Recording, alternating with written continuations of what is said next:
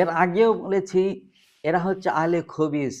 এরা হচ্ছে বাংলাদেশের ইসলামটাকে ধ্বংসের কারিগর হচ্ছে মুজাফফর বিন মহসিনের মতো অনেক আহলে হাদিস আছে। এরা হচ্ছে উগ্র, এরা সন্ত্রাস। যে সন্ত্রাসী না করতো এদেরকে আফগানিস্তান থেকে বিতাড়িত করা হতো না, নিষিদ্ধ করা হতো না। ভিডিওটা দেখে যান কিভাবে বাংলাদেশে ফেতনা ছড়াচ্ছে একটা সহি আমল নিয়ে। না পড়লে পৃথিবীর সব মুসলমান যদি জানাজা অংশগ্রহণ করে, পৃথিবীর না হোক বাংলাদেশের যত মুসল্লি সব যদি একজন মানুষের জানাজা অংশগ্রহণ করে আর যদি সূরা ফাতিহা না পড়ে, এই নামাজ বাতিল। বাতিল। এই জানাজায় যাওয়া আর না যাওয়া একই সমান।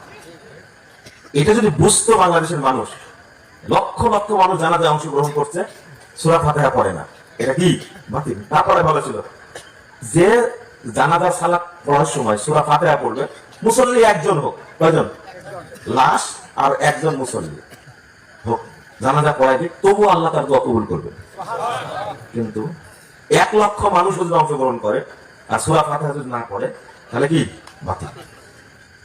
আপনারা নামাজ পড়েন কিন্তু বেঈমান। জানাজার সালাতে প্রথম তাকবীরের পর সানা পড়বো না সূরা ফাতিহা উভয়টি, এই নিয়ে খুব ব্যস্ত না, এটা খুব দরকার।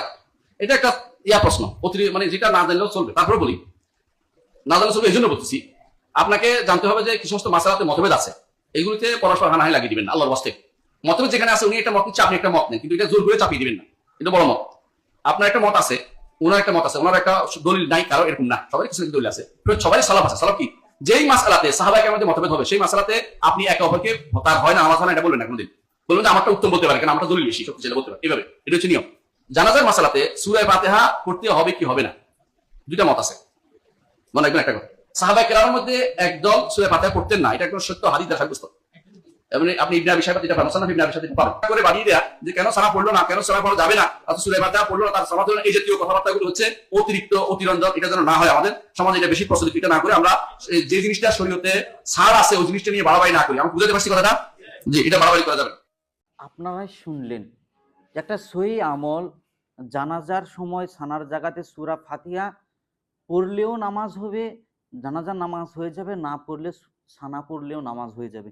এই বিষয়টা নিয়ে তর্ক বিতর্ক করার কি প্রয়োজন?